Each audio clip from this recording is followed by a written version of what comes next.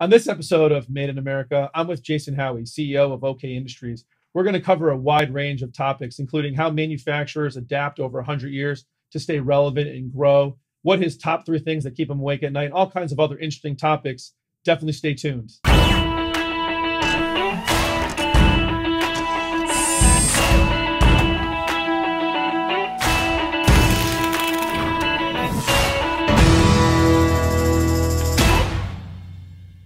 Hey, it's Ari Santiago. Welcome to another episode of Made in America. We're here with Jason Howey, President and CEO of OK Industries. We've got a lot to talk about. OK is an over 100-year-old company, and they're doing all kinds of great stuff and growing. So let's get right into it. Jason, thanks so much for taking the time to come out and talk to us today. Nice to be here. So Made in America podcast, our kind of standard first question is, what do you guys make and why do you make it?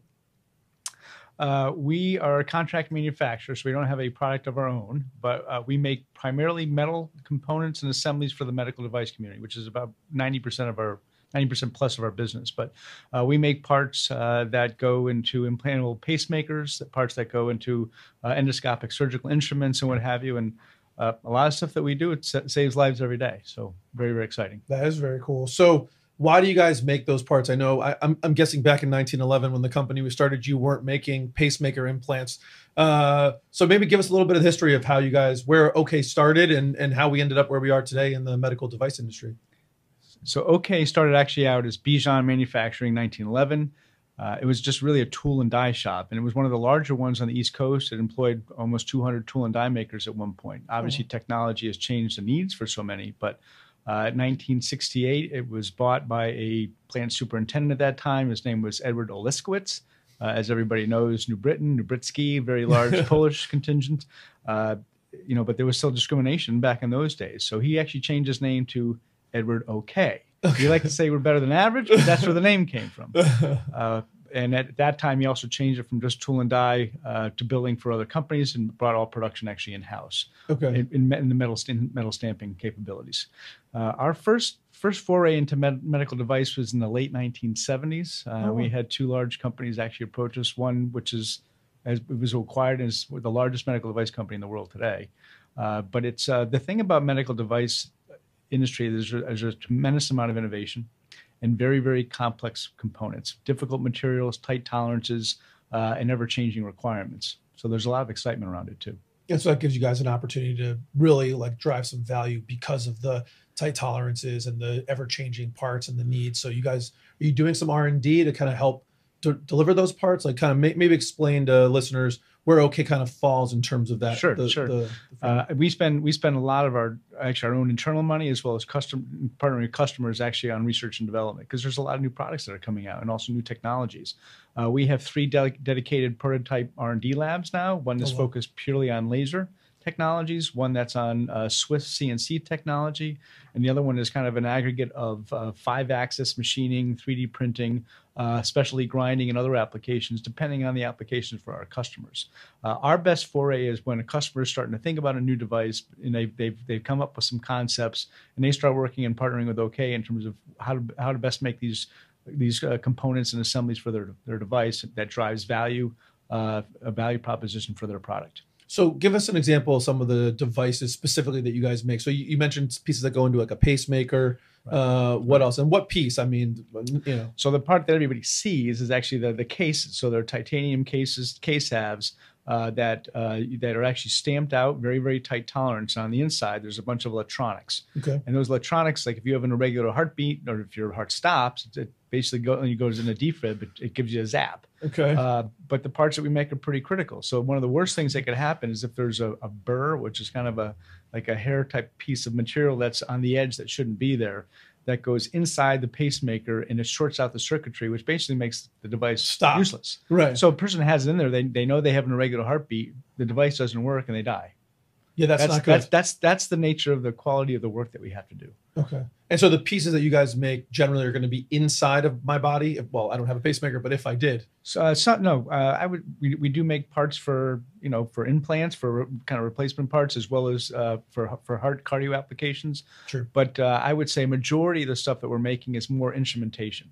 let's say that you need to cut out part of your lung for lung cancer. We make components that go in for that. Or you have a meniscus tear in your knee and you want to do it arthroscopically.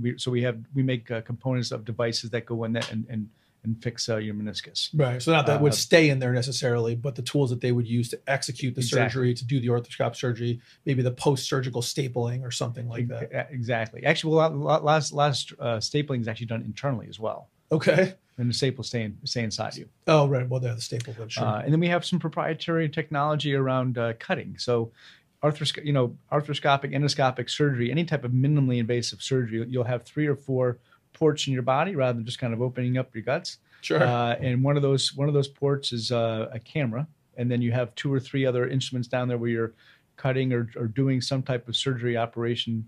So a lot of those endofactors that go into those instruments are a lot of the things that we make. So let's talk a little bit about the history of OK. So clearly you haven't been around since 1911.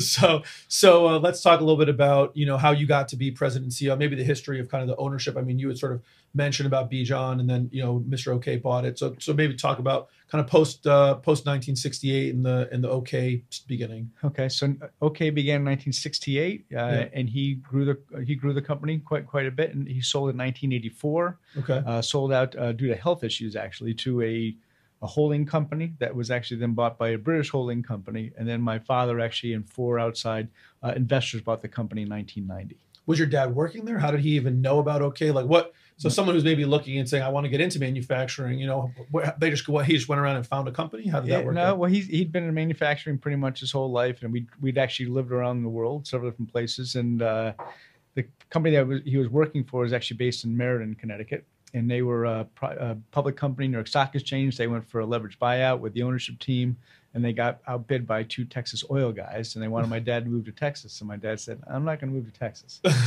So the president of the company, the COO at the time, and then also the president and CEO of old Rolodex, if you remember the old Rolodex. Yeah, of course. Was one of the companies that they actually owned. So those 3, as well as a local accounting firm partner, founder, were the 4 investors of my dad. And they came in and just bought OK out from the British holding company. Yeah, leveraged buyout. Okay. And then your dad was the operator? My dad was the operator. He was the only guy, the only part of that management of the investment team that was actually working inside the company. Okay. So what did OK look like it was 1990, right, when he bought it? What did it look like location wise? What products were they into? What was the size of the employee base? Yeah, so I would say it was probably around 65 employees at that time, and a kind of a whole range of industries, everything from defense to military to automotive to electronics to cosmetics industry, medical device, very, very diversified at that time. Okay. So it's a relatively small company, but yet running a bunch of different product lines, and all out of the New Britain facility? All out of New Britain, and all just metal stamping. That was the core competency at the time. Okay. So different product lines, but essentially the same process, that stamping process is what you guys use for. And so I know where do you guys, if we kind of skip forward to 2019, what does OK look like from a facilities count and product standpoint? Our facility in New Britain is still there, and quite a bit changed, which is about 100,000 square feet. We bought a building down in Berlin, so about 6 miles just south, 63,000 square feet, and that does all medical stuff there, and that's all focused mostly on laser and CNC machining and automation and robotics. Okay. And then we also have a facility in Costa Rica, which is about 30,000 square feet, and we've been there for about 6.5 years. And so total global employment, we're over 400 now. Wow, so that's quite a jump from 65 people in 1990.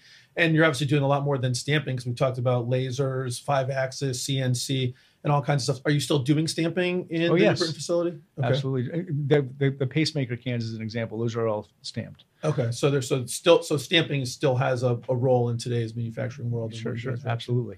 That's great. And so, talk a little bit how did you acquire the Berlin facility? Was it just for a pure expansion? Why didn't you build out more in New Britain? Like what kind of?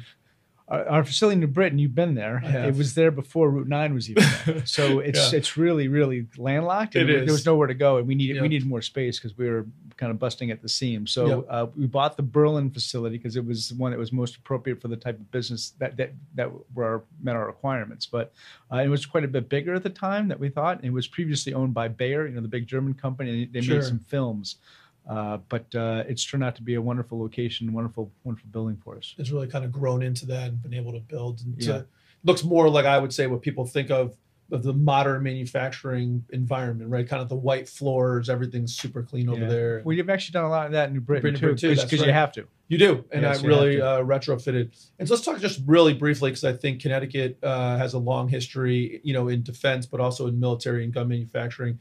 And anyone who's done any research on OK Industries has probably seen about the AR-15 mags or the M16 mags you guys made, which are actually kind of like, I don't know if it's a cult following, but if you do a little Googling on that, a lot of people really say the OK mag is the only mag, right? The most reliable. You guys still into that business? Yeah. So, I mean, it's a very small part of our business today, but I mean, OK actually co-developed the product during the Vietnam War era with the United States Army with Colt manufacturing. So long history. Long history there. Wow, that's really great. So let's kind of switch gears a little bit and talk about, you had mentioned the facility in Costa Rica. So talk a little bit about why did you guys look to open something overseas, and how's that worked out for you, and give us something on that. So we have 5 kind of pillars of what we call the OK way, and number 4 is customer-driven innovation. We do what our customers pretty much tell us to do. We don't kind of just try things and see what sticks on the wall. It's if our customers are telling us to do something, especially when 2 or 3 of your largest customers says you need to have a presence outside the United States if you want to continue to be a long-term strategic partner with it, you do that. So we checked several other places, but really could never find the right fit for us for quite some time. Then we were fortunate enough to be introduced through actually a friend of a friend piece who was actually a Costa Rican native, but trained in tool and die in the United States, who was looking to do something new in Costa Rica. Okay. Costa Rica it's really an amazing place for business, particularly for medical device. It's actually medical device exports is their #1 business. Okay. They if you're familiar with companies like Boston Scientific, they employ more than 4,000 people putting medical devices together in Costa Rica. Oh. So you go to some of these facilities, it's quite amazing. They have no military in Costa Rica. They spend 8% of their GDP on education. So the training there for everybody is free. But the workforce is great. The training is great. Obviously, there's some beneficial tax incentives. But this person I mentioned that we found, he's our general manager, and most importantly, he's so good he allows me to go to sleep at night. So that's a pretty important. And so, why would a customer turn to you guys and say you got to be doing some stuff outside the country to generate more business? Like, what's kind of driving that? A wide range of reasons. Cost is one reason.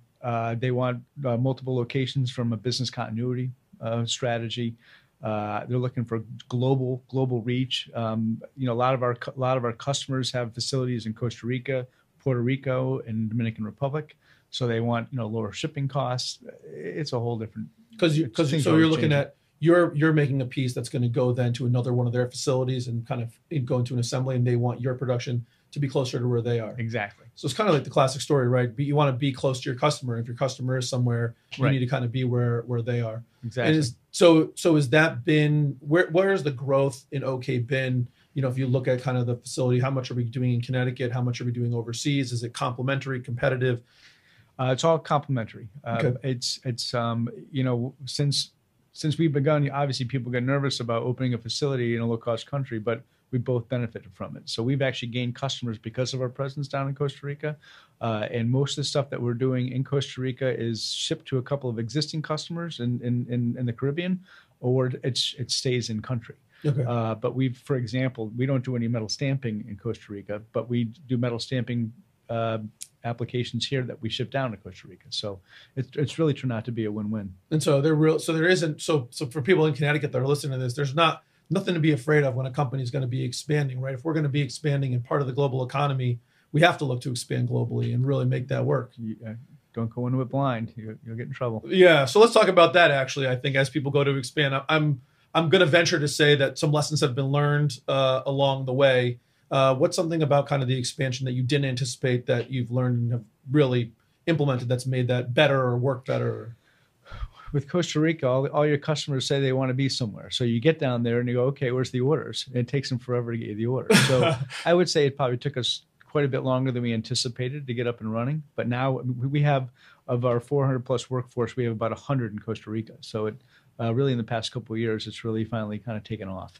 So the sort of, if you build it, they will come. It ultimately happened, and the customers did come, but it was just a longer road to hoe. When you say up and running, it's not just up and running, meaning like getting the people hired in the facility, which I'm sure is its own challenge, and I'm going to get to that in a second. That was a big learning experience. But then you get that going, and then you still have to wait for the orders, and you felt like the orders didn't come at the pace or the speed that you had initially anticipated. Right. So the next time, if a customer ever asks us to do something similar to that, say in another part of the world, I would say, give me the orders and I'll do it.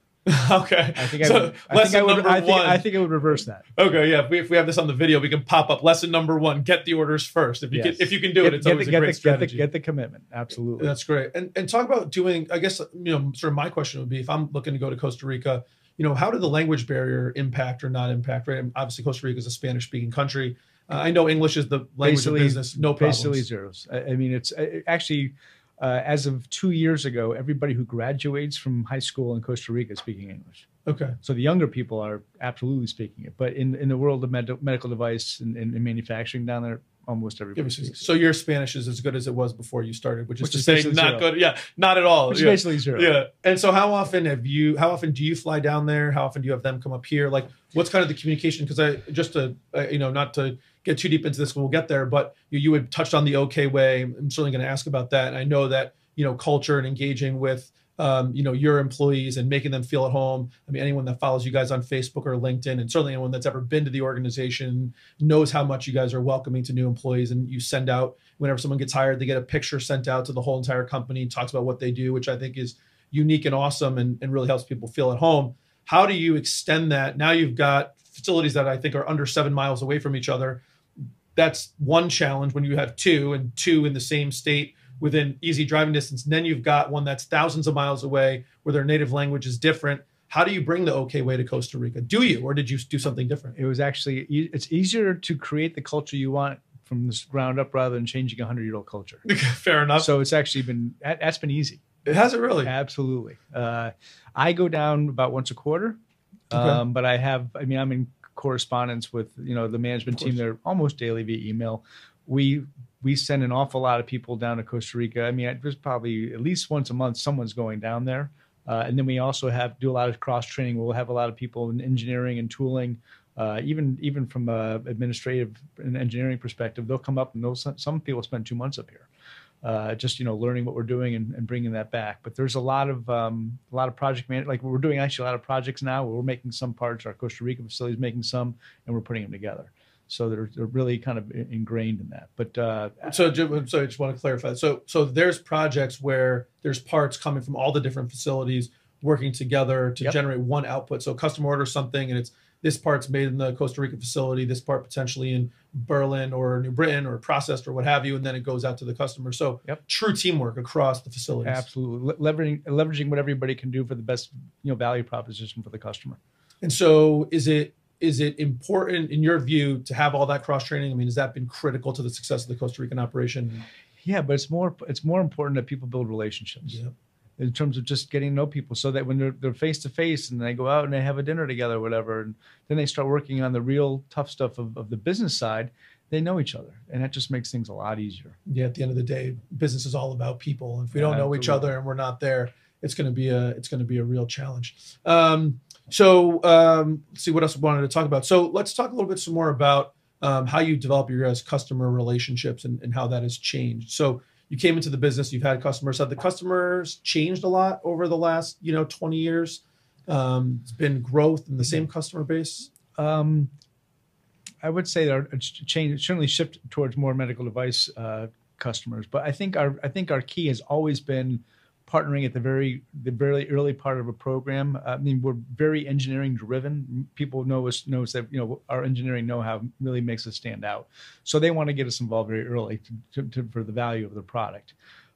In terms of just at the end of the day, we say it's all about people. Customers are really about people. It's about relationships, and people buy from people. But since a lot of the parts that we make are so critical, like if there's a failure, it can mean death. Right. So it's really understanding, hey, do they have the trust and confidence in the team of OK to keep them, to not keep them awake at night. Right. And so it's putting in the manufacturing and engineered systems and processes so that they don't have to worry. And that's really what we try to do. So you're talking about the employee growth. I mean, you said there's about 400 global employees, which means we're 300 or so, here in Connecticut, up from 65, in 1990. Has that growth been sort of steady over, the last, say, what we're like almost 30 years, or has it been really hockey stick more looking like kind of? Because actually, I think and again, correct me if I'm wrong, so you'll know these numbers better than I do, but I think even as many as like 10 years ago, you guys were closer to like 100 employees, right? So yeah, so I would say it was fairly flat till probably around 2000, 2001 or so. Then there was a big uptick then, and then it probably leveled out. Then we had another big probably hockey stick, probably late 2000 and call it 2009 to 2012. Then some leveling out, even a dip, and then it's been pretty steady growth, I would say, for the past 5 years. And what do you attribute that to? I know you're super involved. You've been involved in CBIA. You're involved in New Britain. I mean, you're out there doing a lot of stuff. Talk a little bit about, how you guys have been successful, in, through the 2008, 2009, getting back out of the recession, and, you've grown quite a bit in Connecticut. Maybe just talk a little bit about that. I think I'd love listeners to hear about it. And I think you've got a great, inspiring story and success. So let's hear about that. I think you have to be willing to take some risk and some challenges, and you don't grow without pain. Yep. And sometimes you're looking at an application and you're not sure exactly how you're going to do it, but you got to just say, you know what? Yeah, we'll take on this project, and you're going to figure it out.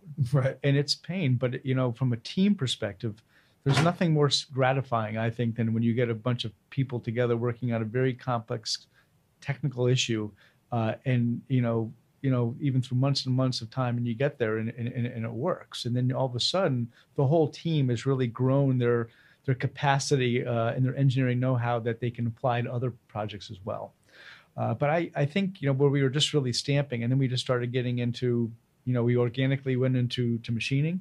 And then sorry, but real quickly, when you say organically went into machining, talk about that, because I mean, like, obviously you've been there and easy to see it now, but when you say organically, how did that happen? What made you go? Customers.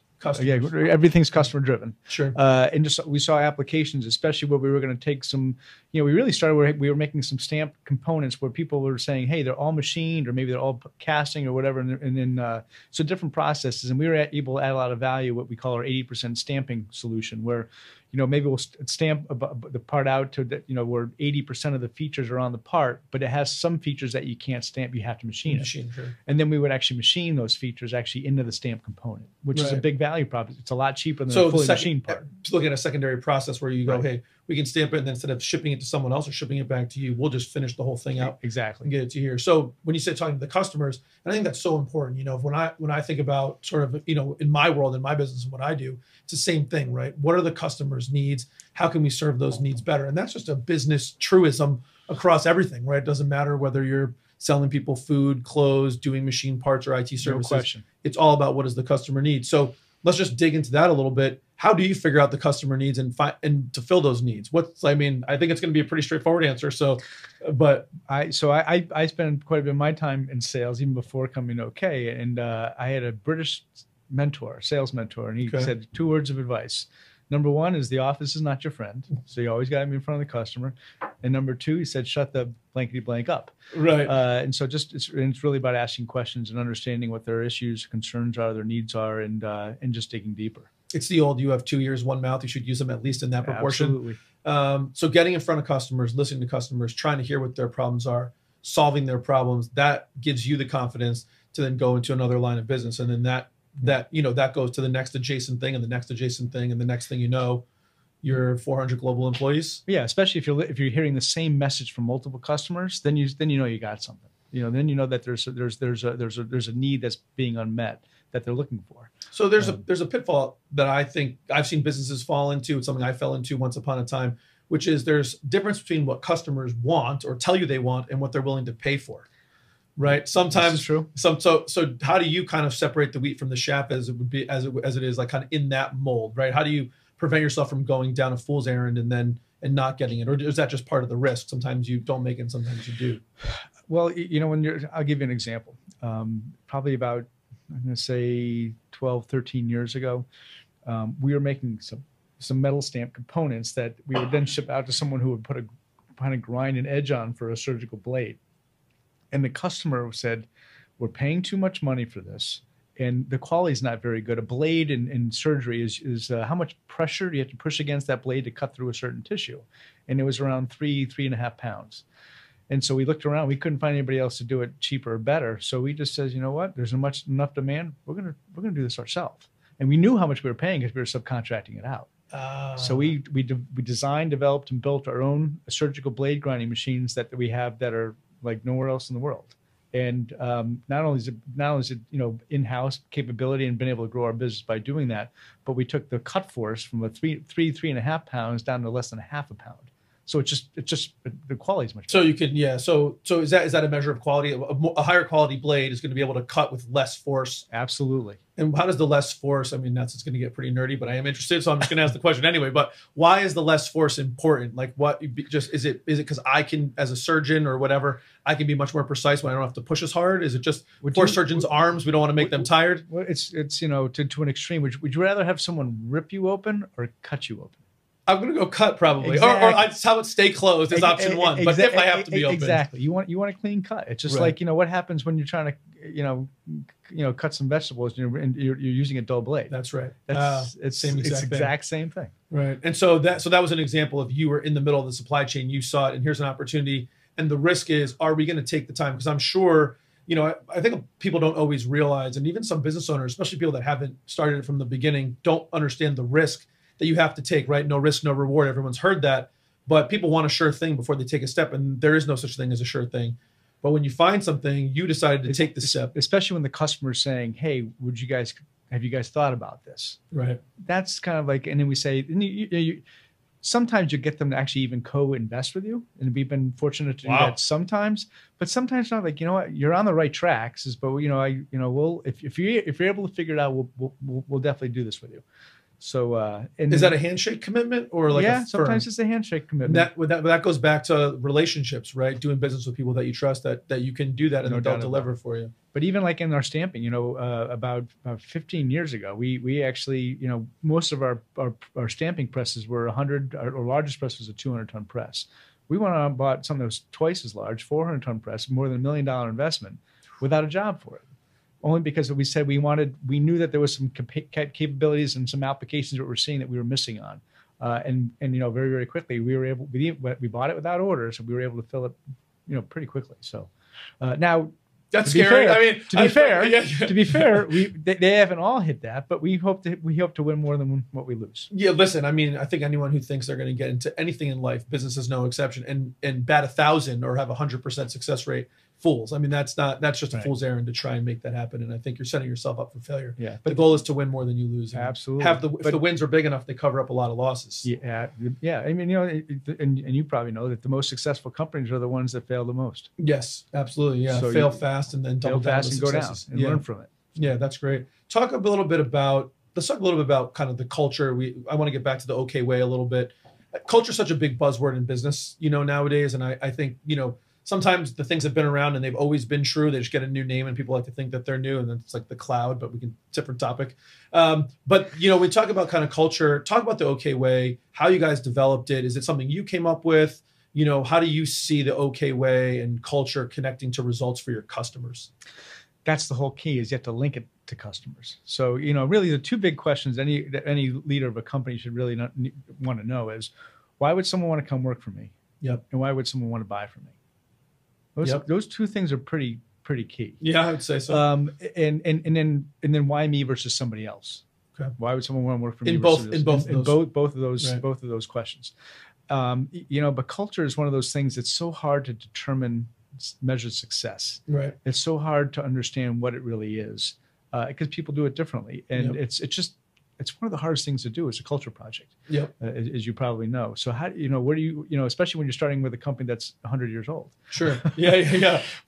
When you start and some people have worked there longer than you've been alive, it's tough. Yeah. Right. But it's I think the most important thing about a culture is getting alignment on values, alignment on behaviors, alignment on mission and vision of where you're going. Because if you don't have that alignment and you have people that are not all rowing in the right direction, rightly or wrongly, they just don't know, it's hard to get everybody to really maximize how the company's performing, or the Right. organization performing for that matter. So the OK way was really it's really kind of came back. It was really a working process with most of it, with mostly my leadership team leading it. But it's the most important thing about a culture change is you have to get buy-in from everybody else, and that's not something you do in a month, a year. I mean, it's a journey, and and really you never get to, there's no end game. That's right. Yeah, it's constantly adapting. And just 1 second while you're on that, I just want to. So did you feel when you took over, and we didn't really talk about that year, it's like early 2000s, I think you got involved? I joined the company in 2001. Okay. And so when you came on, was there a defined culture, an undefined culture? I mean, a lot of like older companies, I think it was more just like some assumptions probably, especially in 1911. You come in, we tell you what to do, you get the job done, and you leave. That's certainly not where we are in 2019. Where were we in 2001, and how far have you come since I mean, we certainly had a mission, and we certainly had some values. Perfect. But we needed to create. We knew we needed to create something much more than that. Sure. So really, the OK way is really it's really surrounded about 5 pillars.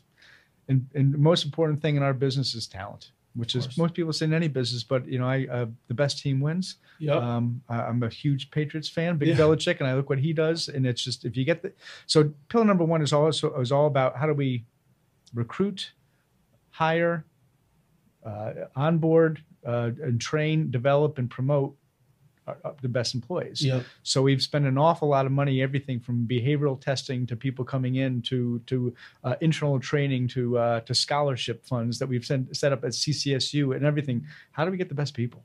It's critical. Building pipeline. So I think one thing I love that you brought up Bill Belichick is something I think about all the time. And listen, I mean, whether you're a Patriots fan or a New York Giants fan or whatever, I think you got to respect and admire kind of what he's been able to do, the longevity in such a competitive field, right? And what I find interesting when I look at it, and interested to get your take on this, is the best team isn't always the one that finds the most number of superstars or the most number of like individual hero contributors.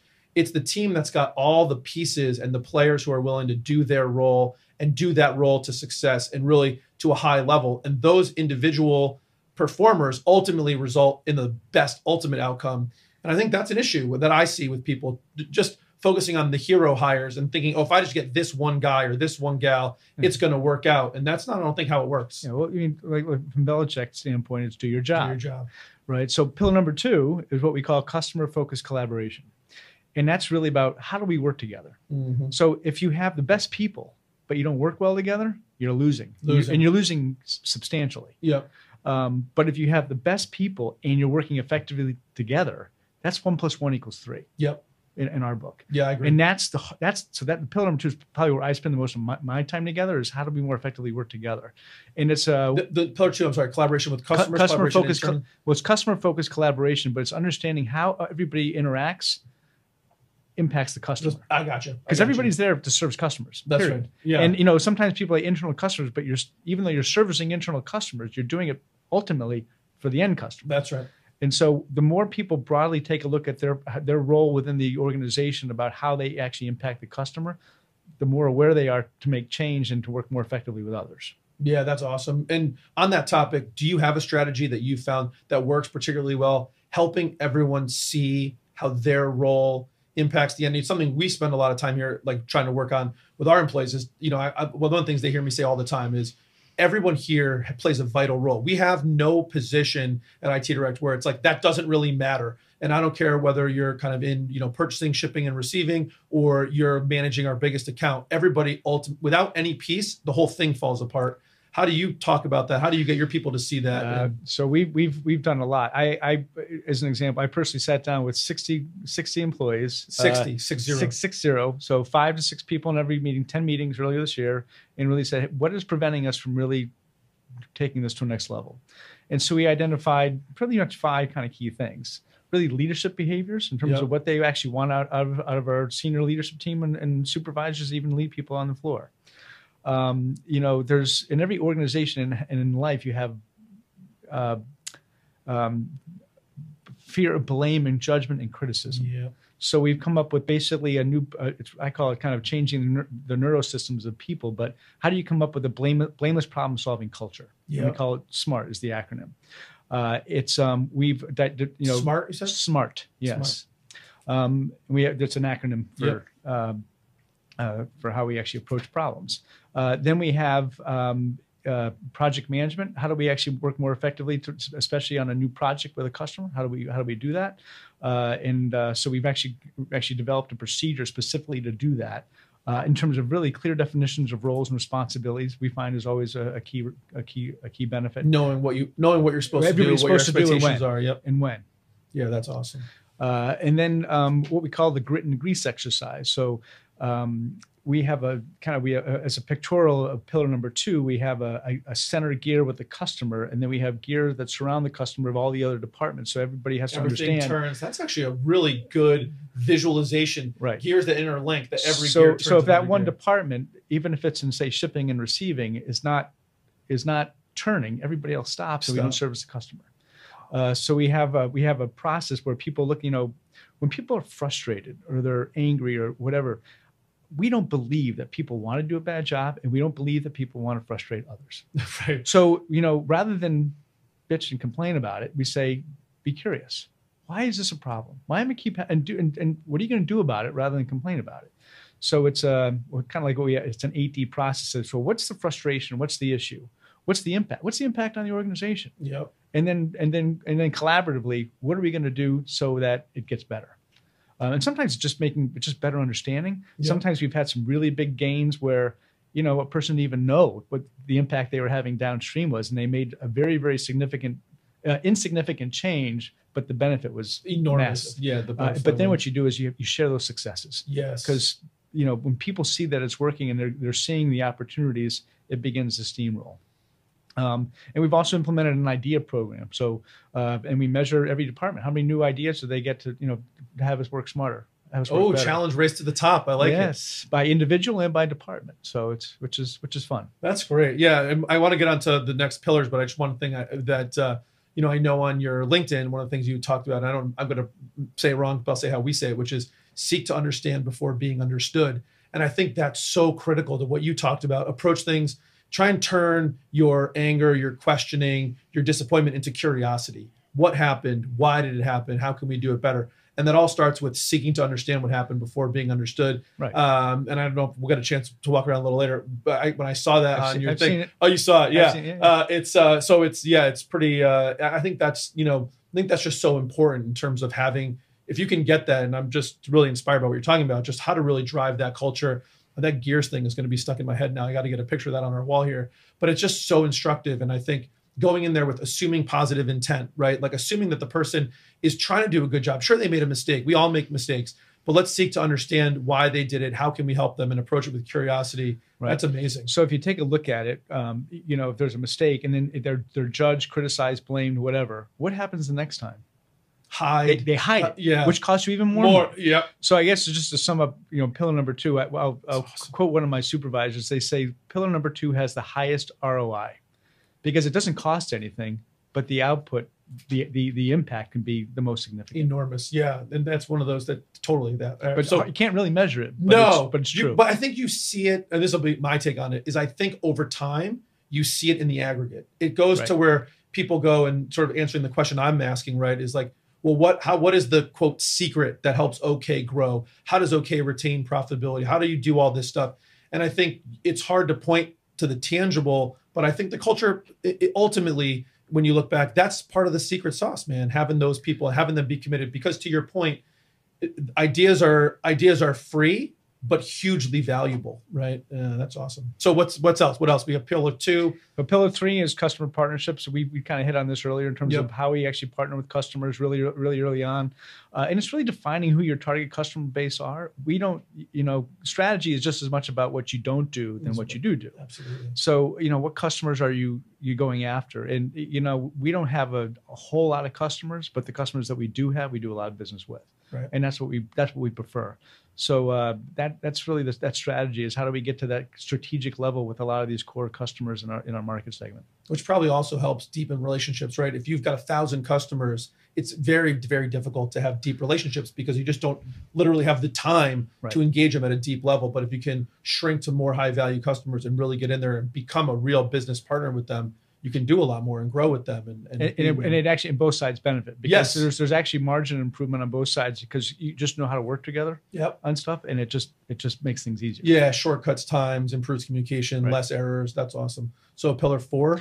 Pillar 4 is customer-driven innovation. So an example about that would be the blades. But I mean, now, really it's a lot about different types of automation, robotics, linear slides, and just Internet of Things. Yep. A lot of cool stuff, and using sensors. So there's a bunch of stuff there, and there's still a lot of stuff on lasers that we probably have a year and a half of a person's time just on internal R&D that we want to do just on laser technologies to kind of push the envelope for other applications that we see. So.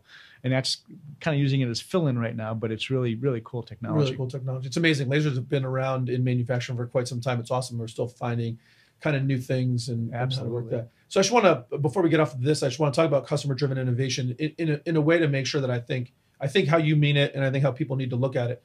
Customer-driven innovation doesn't mean that Jason Howey, OK Industries, sits around waiting for the customer to call up and go, hey, we need you to do this, and then you innovate. It's got to be as much of a pull as it is sort of a push from them, right? Engaging them proactively, and you finding ways to solve problems they didn't even know you could solve, and maybe sometimes that they don't even know that they have. Or at least that'd be my take on it. I don't know if you agree or disagree. It's really voice of the customer driven. Yep. It's really, you're not going to go, if OK Industries is going to go try some new technology, but not one customer has said anything, have an interest about it, you're going to be chasing, you're throwing a lot of money after something that you have no chance.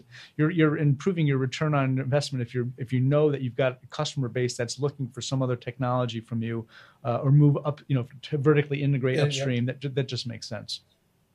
But the way you find out about that isn't sitting on your laurels, to your point, in your office waiting for them to call. It's you being proactive, I would think, and engaging with them to start the conversation. That was the point I was hopefully trying to drive home. Absolutely. Is that, and I think you had said, sort of your British mentor said, the office isn't your friend. And I think you engaging customers or customer-driven innovation is driven by their needs that you've discovered by engaging and communicating with them, not just that you're waiting around for them to call and tell you what to do. Exactly. Yeah, that's awesome. Exactly. Talk about the last pillar. Last one is just operational excellence. So it's just how do we get better, smarter, faster? How do we be perfect every day? Yeah, exactly. And most of our projects, like most manufacturing, our customers are looking for year-over-year cost reductions. Right. Matter of fact, if you don't do that, you don't get any business. So, and the only way that you do that, and at the same time, you want to pay people more. You got taxes going up, energy, all your other costs are going up.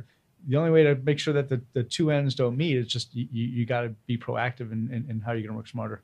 So talk a little bit more about that. I think that is for me, it was something that I've only over the last, sort of decade or so working with manufacturers have learned about. It was something that didn't always even occur to me that would be the thing. It's like, hey, sure, we'll give you a long-term agreement, or even maybe not even a written long-term agreement, but a partnership. But I want to see cost reductions year over year. And I know you've been in the business for a long time, so maybe it's just that you're at this point, it's sort of second nature to you. But I mean, how do you achieve that? And what role does training play? What role does hiring play? What role does technology play in your ability to be profitable and make money on a built-in price reduction when, to your point, and I don't think this is any knock on any particular area, but costs of everything goes up. Generation of power, taxes, health insurance, employees want to make more. Certainly technology is always changing everything, but I would say it's really kind of human ingenuity that's the biggest contributor. Okay. You can always make something better. And if there's new technology that's out there to help you do that, then that's a benefit. But there's new materials, there's new manufacturing methods. So I mean, we've got products that we've been making for 30 years and we're still making improvements on it. So it really never ends. Now, it depends on the complexity. If it's a very complex multi-part assembly, there's obviously going to be a lot more opportunities for cost reductions than if it's just a fairly simple stamping where there's really not a lot of movement. So it depends on the part. So how do you survive the cost reductions on a less complicated part? Typically you're giving less away, and it is less margin for some of those products, but it's just the nature of the beast. We do less and less of that kind of business today. Okay. But for that reason, because from my experience, if there's 10 people that can do something, the margin's gone. Right. So, Yeah, sort of. Yeah, people. It was like sort of the Jeff Bezos Amazon quote, right? Your margin is my opportunity. exactly. To find a way to do it better. Fortunately, Amazon isn't into manufacturing yet, so That's right. we've dodged that bullet. Talk a little bit more about the future of OK. Like, what do you see? More of the same? Where do you see OK going? And I'd like to talk a little bit about the future of OK in Connecticut and how you see that growing. So our biggest new push right now, other than a lot of the stuff that we're doing on the automation side, and we've got eight robotic projects going on right now, which is another way of helping kind of on the operational excellence piece and getting cost out. But robots do more than just take cost out. They give you a better quality product and they're actually safer, especially if you're doing something on a repetitive motion for employees. So there's actually a benefit there. It's certainly a lot more on the laser side and also automating, putting more parts together. And doing that very, very effectively. A lot of it's think about like Cisco. Sure. Routers. They don't make anything. Yes. They subcontract everything. Sure. So they get an order. It goes to their subcontractor manufacturing partners all over the world. Yep. They make it. They box it. They ship it, and they send Cisco a notice that they do that. Most industries have done that. Yep. So even in the med device space, they continue to shrink their supply base.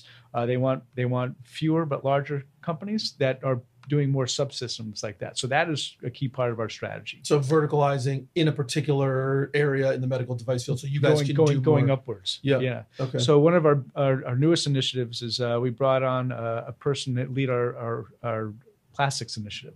So a lot of our parts, after we make them, even in assembly, they put a plastic handle on it, or they'll put some other plastic component on it. So we actually have our very first plastic injection molding machine, actually in New Britain, that we got in just last month. Okay. We also have one on order for our facility down in Costa Rica. But it's folks in New Britain probably like that. They're That's very awesome. very very exciting about it, and most of those are going to be robotically loaded. Okay. So it's really a technology going upstream where rather than having our customers have to go to multiple partners, they can come to us and we can do it. The whole thing. So that's really a big new focus for us right now. And just talk a little bit. I know you guys won Medtronic Supplier Excellence Award 2018, if I'm not mistaken. And Medtronic has I don't know the number, 43,000 or something suppliers, and I think you were only one of a dozen or 24 that were recognized as Supplier of the Year. So you must be pretty proud of that. I'm proud of you for that. Whatever. That's pretty cool. Is it the OK way? All the things we've talked about, I would assume that have led to that, engaging with the customer and doing all that stuff's been what allowed you guys to do something that amazing. Yeah, I couldn't put my finger on any one thing. It's pretty much everything across the board, just the team that we have and what they're doing and how they're executing on existing business and partnering with them on developing new technologies for the next generation of products. You got to do both. Yeah, so it's obviously being well above average. Yes. To your earlier comment. So we're going to wind up a little bit, but I want to talk about you and some of your history. But before I get there, one of the other things that I know you under your leadership, OK, has been super engaged in, which a lot of manufacturers in Connecticut and Western Massachusetts have been talking about, is workforce development. I know you guys have been fantastic with New Britain High School, even, and really offering tours. Anyone ever wants to come through, you guys are into it. We actually had we work with the Connecticut Science Center at an event. We had a culture event, actually. Michelle Tenzar, your CFO, ran into someone at Science Center. They reached out and said, hey, we'd love to do a STEM education course. We'd like to take some kids through a manufacturer. Do you think Michelle would be open to it? And I'm like, I think she would love it. Connected them. I think they're working through that. So just talk about, number one, investing in taking tours for high school kids and elementary school kids. That's a long-term play. Talk about your workforce development thoughts and what you guys are doing and how we can do more in that area. So my top three things that keep me up at night are workforce, and workforce. Oh, okay. There you go. So there's just not enough people going into the field. Okay. Particularly in I'm going to call it the skilled labor piece in terms of CNC machinists, tool and die makers, your real your technical problem solvers. But it's the area that it kind of really drives your business more than just about anything. And so we talked about people, right? Between Silver Tsunami, so you have to replace with what you have, number one, but then you need additional people to grow. Right. So we're getting it from both ends.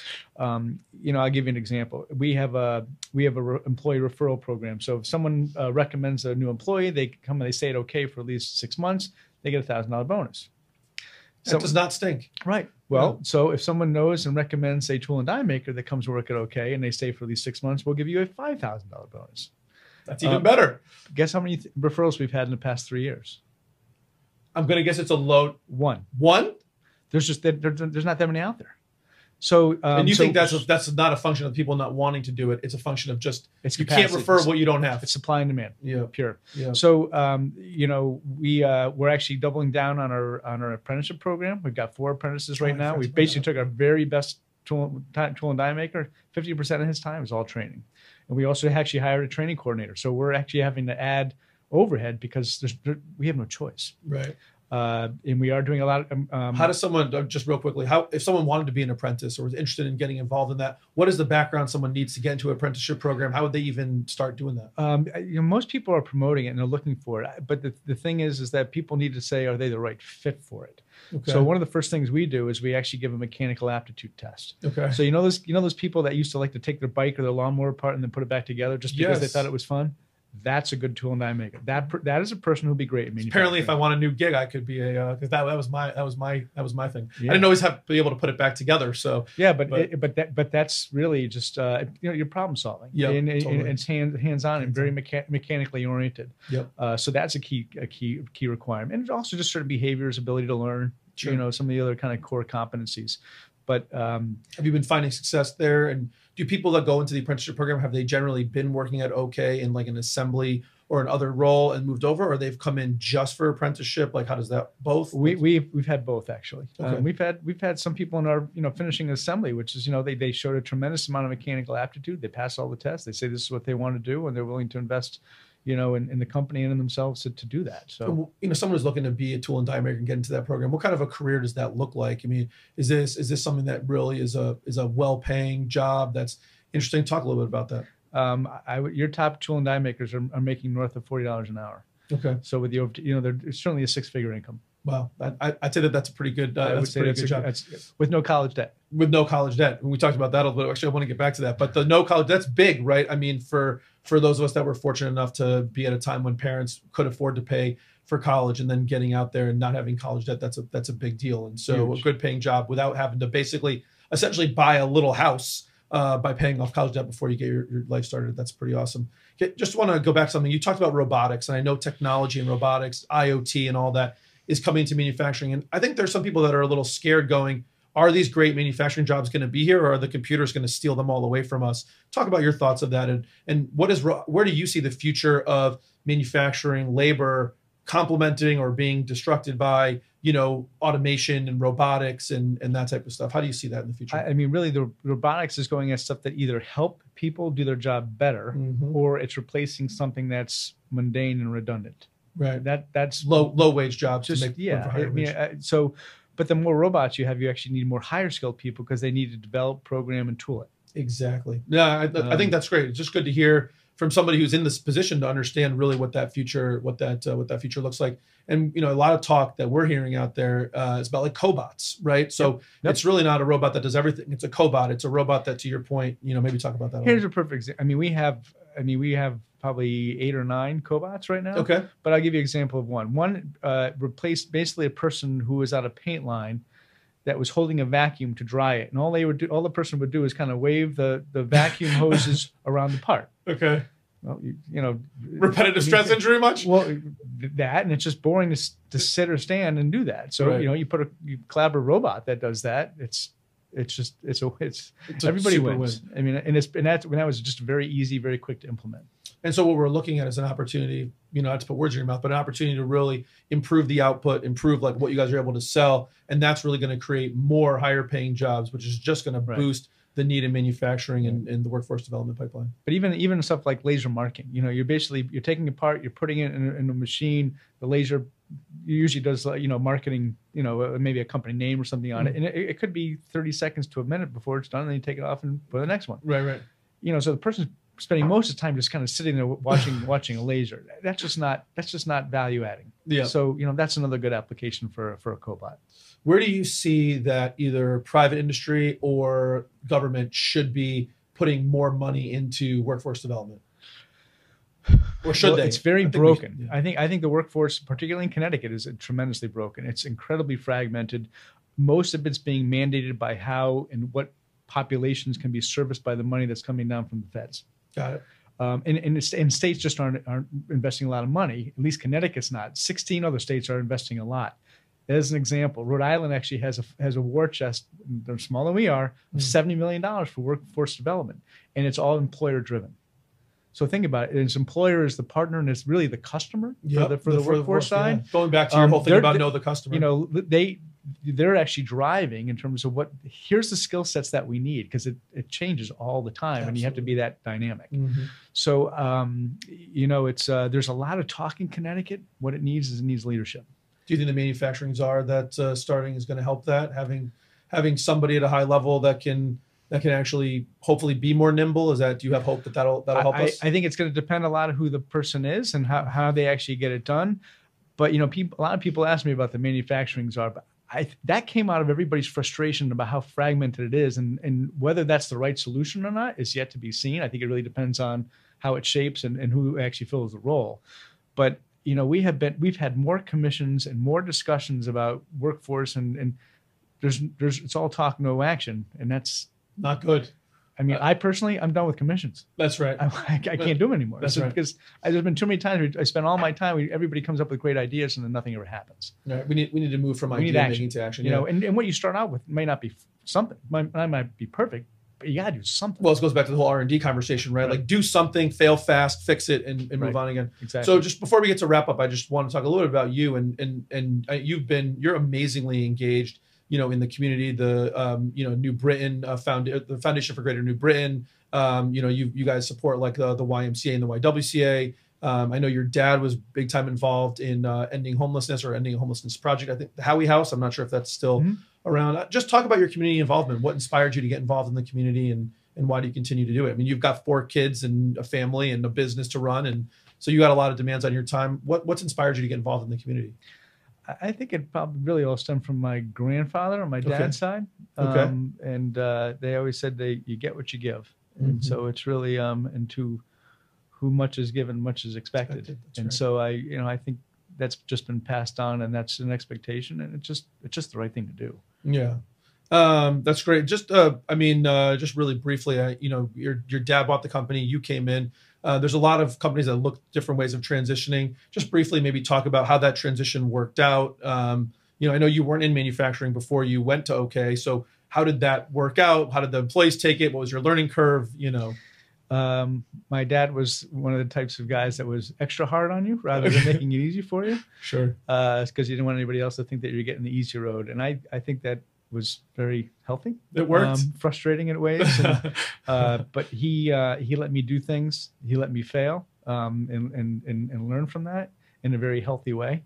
And he wasn't afraid to let go at the right time, even though he missed it and he just knew it was the right thing to do. So, it was about culture. And I think we were a good fit where he was more kind of strong on the ops and the finance side, where I was more on the strategy, sales, and marketing side. So it was good. We complemented each other quite well. Yeah. Your dad, I didn't have the opportunity to really get to know him, too much, but he had a really interesting background. He was on the 1963 Rose Bowl team from Bachelor, University of Wisconsin guy. He got an MBA from Harvard. Seems like a really, really smart guy. I mean, went through all that. How much has he inspired you and been a hero to you in terms of what you've been able to accomplish? I would say I was the luckiest guy ever to have him as a father.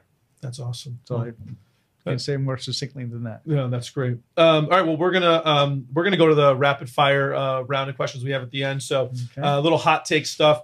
Some of them are fun, some of them are more business related. So first question: Red Sox or Yankees? Sox all the way. Baby. That's right, baby. Starbucks or Dunkin'?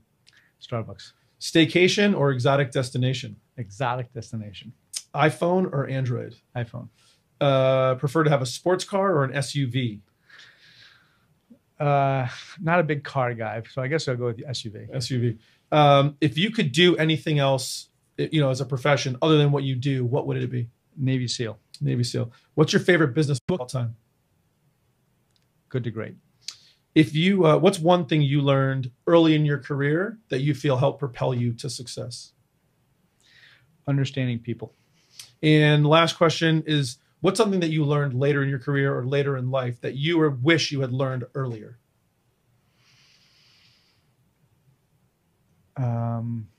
I think it still stems around getting to know people and how they tick and behave and human behaviors. Yeah, all about that journey, right? That's a never done. That's a never done thing. Yep. Jason, listen, thanks so much. If people wanted to reach out to you to find out more about OK, the apprenticeship program, interested in some of the products you guys make, what's the best way they'd be able to reach out to you, find out how to? Certainly okayyind.com. That's the best way. And there's we're all over social media. We have a tremendous marketing manager. So awesome. She's got our word out there pretty good. That's right. okayyind.com. That's it. It's all spelled out. That's awesome. So just to wrap, given everything that we've talked about today, what's in your mind of all things we've been through, what's kind of the key takeaway you think listeners should kind of get back to? What do you think was like the biggest kind of, I don't know, what do you think? So if you look back and say the biggest thing we talked about today. I think the biggest thing in manufacturing, and not just in Connecticut, but really nationally, is workforce. There's just a tremendous amount of opportunity, and there's just, I think, with IT 4, manufacturing 4.0, the new technology that's coming into manufacturing has just tremendous opportunity. So it's a combination of old manufacturing, but with new technology. It's pretty special. That's awesome. So I'd like to give my take. I think one of the awesome takeaways we had today, well, for me personally, the gear picture is just like huge.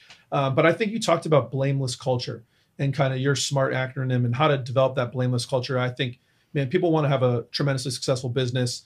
It's really, at the end of the day, it's about people on your customer side, people internally, and having that blameless culture where you can harvest those ideas and kind of get that virtuous circle to the top. I think that's awesome. I'm super glad that you brought that up. And it's just starting it. It's a journey. It is always a journey. Jason, thank you so very much. Thank you.